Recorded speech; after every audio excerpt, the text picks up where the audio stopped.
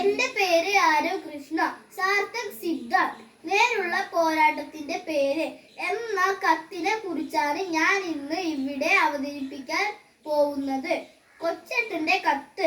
പ്രിയ diesel കുടുംബാംഗങ്ങളെ, അർത്ഥമില്ലാത്ത ചിത്താന്തങ്ങൾക്കായി വീട്ടിലും നാട്ടിലും സമരങ്ങൾ നടത്തുന്ന നിരവധി വിദ്യാർത്ഥികൾക്കു മുന്നിൽ, വിദ്യാർത്ഥി സംഘടനകൾക്കു മുന്നിൽ ഇതാ അർത്ഥമുള്ള സിദ്ധാന്തങ്ങളിലൂടെ പുതുവിപ്ലവത്തിന്റെ വിസിൽ മുഴക്കുന്ന ഒരു വിദ്യാർത്ഥി പ്രതിഭ. സാർത്ഥക് സിദ്ധാർത്ഥ് ജാർഖണ്ഡ് സംസ്ഥാനത്തെ റാഞ്ചി നഗരത്തിൽ നിന്നും സ്വന്തം ബ്ലോഗിലൂടെ ഇന്ത്യൻ വിദ്യാഭ്യാസ മേഖലയെ മുഴുവൻ ഇളക്കി മറിക്കുന്ന ഈ 17കാരൻ +2 വിദ്യാർത്ഥിയെ കുറിച്ചാകട്ടെ ഇന്നത്തെ കൊച്ചേട്ടന്റെ കത്ത്. അസതോമ സദ്ഗമയ എന്ന ആദർശവുമായി 1962 ജൂലൈ 1 ഔദ്യോഗികമായി ആരംഭിച്ച central board of secondary education CBSE ഇന്ന് ഇന്ത്യയിൽ ഏറ്റവും മികവുറ്റ വിദ്യാദാന സംവിധാനങ്ങളിൽ ഒന്നാണ്. 30,000-ത്തിലധികം അഫിലിയേറ്റഡ് വിദ്യാലയങ്ങളിലായി 3 കോടിയിലേറെ വിദ്യാർത്ഥികൾ പഠിക്കുന്ന CBSE സിലബസിൽ ഇക്കഴിഞ്ഞ ബോർഡ് എക്സാമിൽ 10-ലും 12-ലും മാത്രം പരീക്ഷ എഴുതിയത് 42 ലക്ഷം വിദ്യാർത്ഥികളാണ് ഇതിൽ +2 പരീക്ഷ എഴുതിയത്.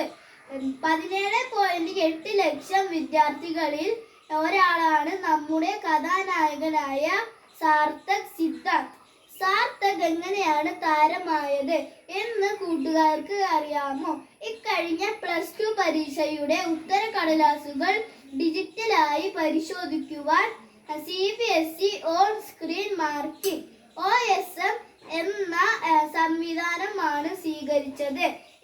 ഇതനുസരിച്ച് മൂല്യനിർണയം നടത്തി പ്രഖ്യാപിച്ച 2025-26 CBSE +2 പരീക്ഷ ഫലത്തിനെതിരെ വിദ്യാർത്ഥികളിൽ നിന്ന് വ്യാപകമായ ആക്ഷേപവും പ്രതിഷേധവുമാണ് രാജ്യമെങ്ങും അലയടിച്ചത്.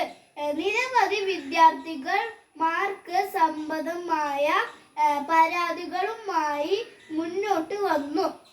10,000-കണക്കിനു വിദ്യാർത്ഥികൾ വിലാപവും പരിഭവവുമായി വിഷമിച്ചപ്പോൾ ഇത്ര അശ്രദ്ധവുമായി തെറ്റായും വിലയിരുത്തൽ നടത്തിയ കമ്പനി ഏത് എന്നാണ് സാർത്ഥക് അന്വേഷിച്ചത്.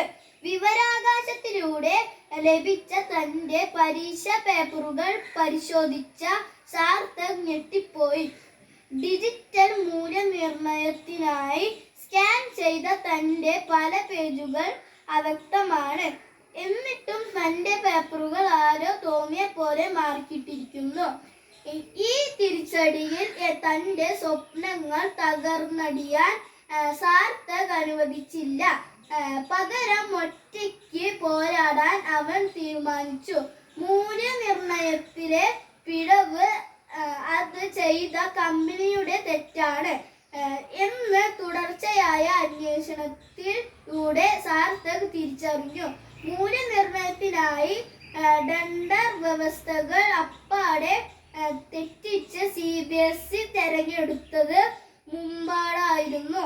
ഗ്ലോബറീന ടെക്നോളജീസ് പ്രൈവറ്റ് ലിമിറ്റഡ് എന്ന പേര് മാറ്റി കോയമ്പറ്റ് എഡ്യൂക്കേഷൻ ടെക് പ്രൈവറ്റ് ലിമിറ്റഡ് എന്ന പേരിൽ വന്ന കമ്പനിയാണ് എന്ന് സാർത്ഥക് മനസ്സിലാക്കി.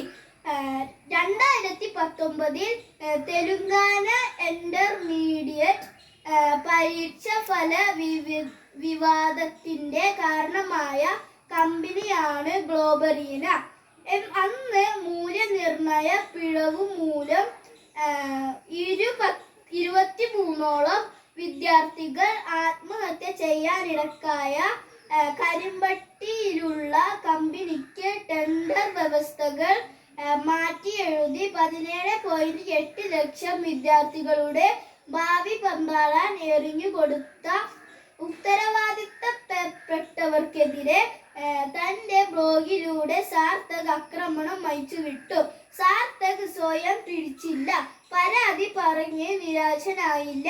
സ്വന്തം കഴിവിലും അധ്വാന ഫലത്തിലും ഉറച്ച വിശ്വാസമുണ്ടായിരുന്ന അവൻ തന്റെ കണ്ടെത്തലുകൾ ഇന്ത്യൻ പാർലമെന്റിന്റെ സ്ഥിരം സമിതിക്കു മുന്നിൽ അവതരിപ്പിച്ചു. ഇന്ന് CBSE ഓഫീസി കമ്മിറ്റിയുടെ അന്വേഷണ ഫലത്തിലാണ്. പ്രിയ കൂട്ടുകാരെ, ഇതൊരു വിദ്യാർത്ഥി സമരത്തിന്റെ ചരിത്രമാണ്. സ്വന്തമായി സിദ്ധാന്തമുള്ള ബോധ്യങ്ങളും ലക്ഷ്യങ്ങളുമുള്ള ഒരു വിദ്യാർത്ഥി ഒറ്റയ്ക്ക് നടത്തുന്ന സമരം നമ്മുടെ കേരളത്തിലെ വിദ്യാർത്ഥി സമരങ്ങളുടെ ചരിത്രമെടുക്കൂ.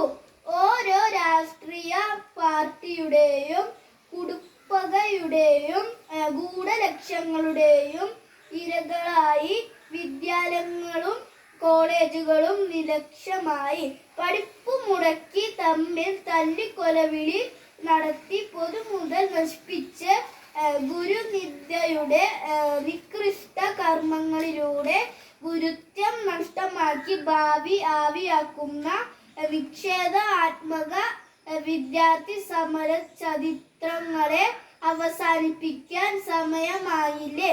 വിവാരകങ്ങൾക്കു പകരം വിചാരവും വിവേകവും ഉപയോഗിച്ച് അനുഭവങ്ങളെ നേരിടാനും അർത്ഥപൂർണമായി രാജ്യം നമുക്കായി നേരിടാനും പോരാടാനും സാർത്ഥക് സിദ്ധാർത്ഥ് എന്ന പ്രതിഭയെ നമുക്ക് മാതൃകയാക്കാം.